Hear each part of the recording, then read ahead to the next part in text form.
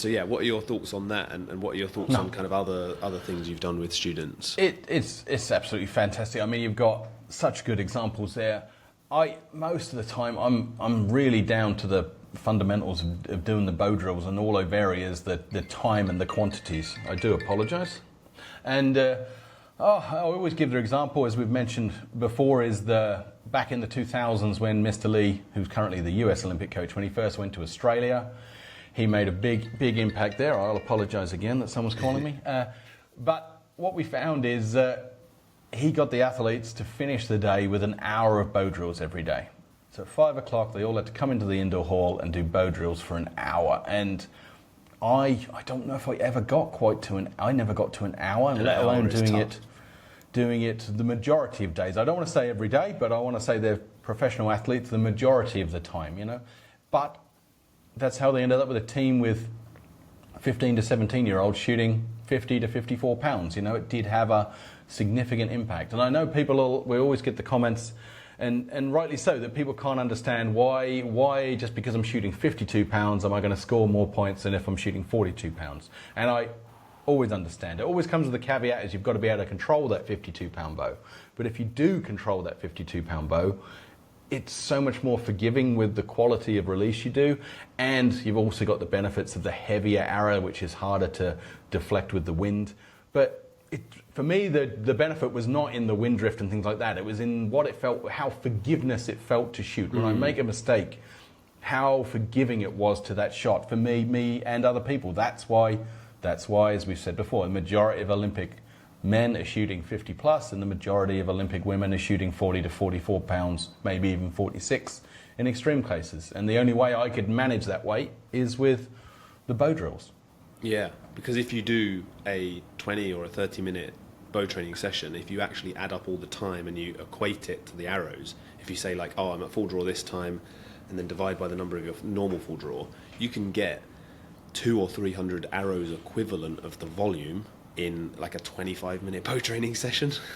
So it's no wonder that your body is like... If you're a student and you've got exams coming up, if you've got a family and you've got things to attend, if you're pushed for time, 10 minutes of bow training is gonna stop you from losing your strength.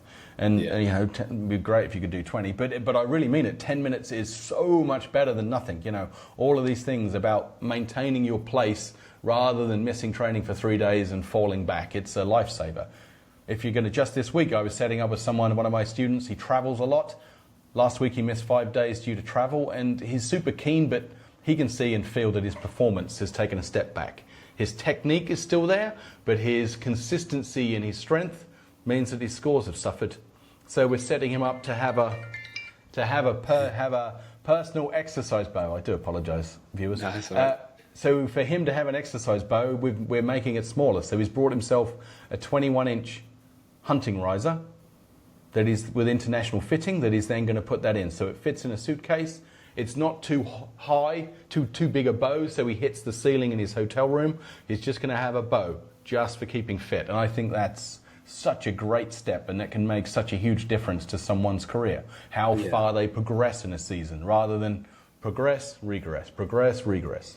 Quickly, if you're enjoying this video, you're going to love the 3 things I want to mention to you right now. So first of all, if you haven't already, you need to check out onlinearcheryacademy.com, which is my free website where you can go, and there's basically technique guides, training guides, equipment guides, how to tune your bow, loads of stuff on there completely free. You can also put your email address in to get my free weekly newsletter. Over 8,000 archers worldwide read this, where I send tips that you can't get anywhere else. Maybe equipment tips, mental tips, training tips, stuff about competitions, everything in there. Also, if you haven't already checked out my Online Archery Academy video courses, what are you doing? What are you doing with your life? You need to check them out. You can go to onlinearcheryacademy.com, click explore the courses, or you can go directly to courses.onlinearcheryacademy.com. There is currently, and I say currently, a beginner's course here that you can see, an advanced recurve technique course as well that you should check out, and eventually, very soon, there's going to be a tuning course as well. So if you haven't checked those out already, you can go there and have a look there. there's sections where you can basically see every single thing that I cover, which is a lot. There's a lot covered. This is the most comprehensive course on recurve technique in the world. I'm pretty sure I haven't seen any course that comes anywhere near this in terms of the detail that I go through every single stage of the shot, of your technique, how to troubleshoot those areas as well, how to train them, and I offer a money back guarantee with that as well. Finally, the last thing I want to mention, if you haven't already, go to members.onlinearcheryacademy.com, or you can go to onlinearcheryacademy.com and click become a member. And there you can join my membership, which is just £3.99 a month, to basically get exclusive access to me and loads of equipment advice, technique advice, free videos, Q&As, that kind of thing. So after this video, I'm going to record some more information in here on Q&As that people have sent in, technique things that maybe aren't as suitable for YouTube because they're just not going to get the views, that sort of stuff. This insider access is in the community and you can see all organized in a really nice way. You also get my newsletter archive of all of those previous newsletters that I mentioned. You can access in here as well. So there's loads of stuff. Check it out. And now back to the video. I think that's really great, and just having that bow is really good. And then also when you're doing this training as well, it just helps you kind of keep that volume, like you said, when times when you can't shoot as much or that kind of thing. So I think it's really good. So the key really for people that want kind of a brief summary is you must progressively overload, and you must have something that's basically difficult enough to force your body within technical failure to adapt. The other thing I wanted to mention is you want to, as a general rule, a good injury prevention rule is try not to increase more than maybe about 10% each week is a good rough metric to prevent injury. So if you're shooting 1,000 arrows in a week, don't go to 2,000 the next week, maybe go to 1,100. Or if in your bow training you're doing 10 reps, then the next week going to 11 reps is reasonable. Going to 20 reps, maybe not. So that's a kind of a good guideline.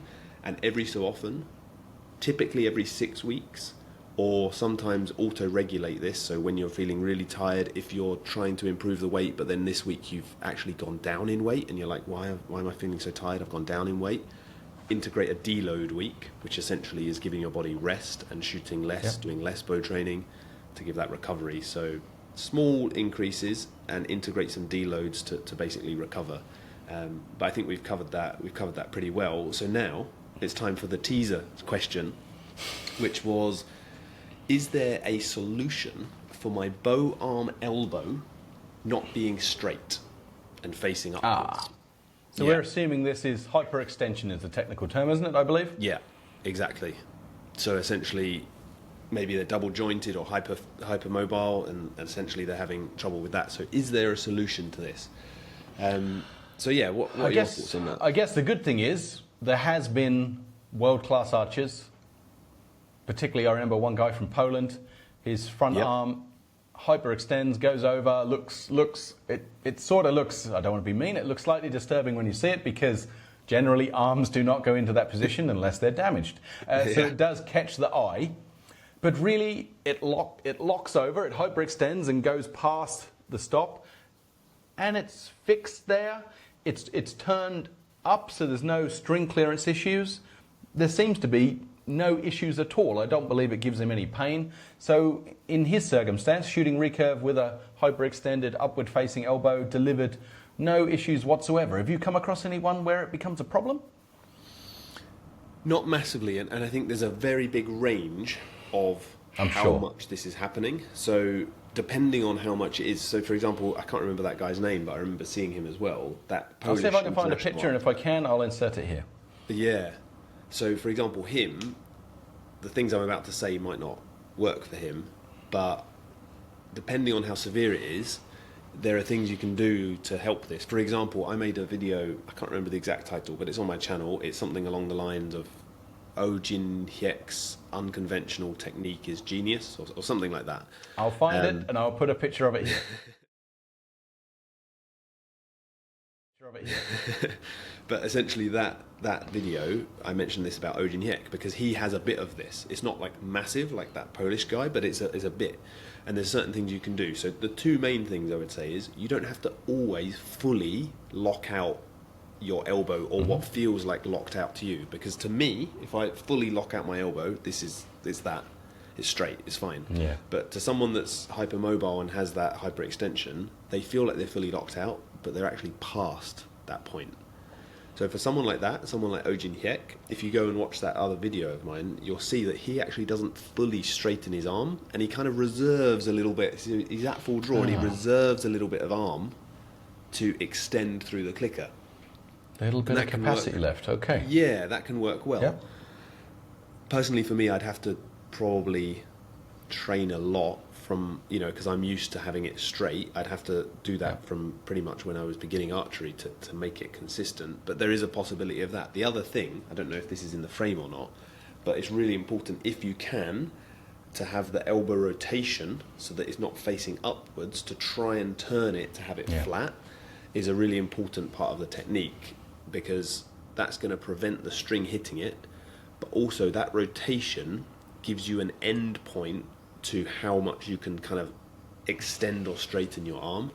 So if you can, it's really good to do that. And I know everyone watching this, because I was the same, when you first do this, you're like, this is not possible. It's the wrong thing. I'm genetically or anatomically gifted in some way that means this technique is not for me. Because it feels wrong. Yeah, I'm different. It feels wrong when you do it, right? It feels like this is too difficult. I'm twisting my arm and then it just wants to untwist, and all of this kind of stuff. But actually, when you can do it, it's really good for your bow hand pressure point as well, directing the pressure through the thumb. It helps your bow shoulder. Yeah. So definitely the rotation is a good thing as well. What were your experiences with that rotation? One of the things I want to say about the rotation is I find this might be for people who are trying to learn it all. For me, I can't rotate it. I can't rotate it unless my hand is fixed to something. So I find it hard. Without a bow, I find it very hard to demonstrate to my archers how to rotate. So I have to have my hand in the bow with just sort of slight load, and then I can find the position. So when you're practicing it, or when you're thinking about even trying it, you need to try it with a bow in your hand, because I just couldn't engage those muscles and get it to move unless my hand was fixed, because I'd end up just turning my whole arm. But if I put my hand into the bow and just take a little bit of load, then I found I could find the set position. But without that, I'm a little bit lost. Yeah, but definitely, really important to do that to avoid the hitting with the string, and it's a whole other video, but it helps the bow shoulder a lot. Maybe I've done that already, but yeah, definitely helps the bow shoulder a lot. So yeah, hopefully that was helpful. A little random question on the end there. But when you do your bow training that we talked about earlier, you need to keep that elbow that we were talking about as well, and you need to keep all the other bits of your technique. So if you find it uncoiling, that's a great point in the bow training to really focus on keeping it, because that's going to strengthen you when you do it in your technique as well. So hopefully that video was helpful. Let me know in the comments below any other questions like this that you might have for a future video. And thank you for joining me, Mike, as well. I would like to know if you're doing, people here, if you're going to go and try the 30-second up, 30-second up, down bow drills. Yeah. I'd love to know how strong, whether you tried it and you could only get to 25 seconds, or whether you'd done 20 minutes the first time you tried it with no problem at all. I'd be really interested to know what is the strength of the viewers out there, because sometimes, it's just interesting to get some feedback. And but apart from that, thank you, Ash. It's been great fun. Yeah, no, thank you a lot. And we'll see you all in the next video.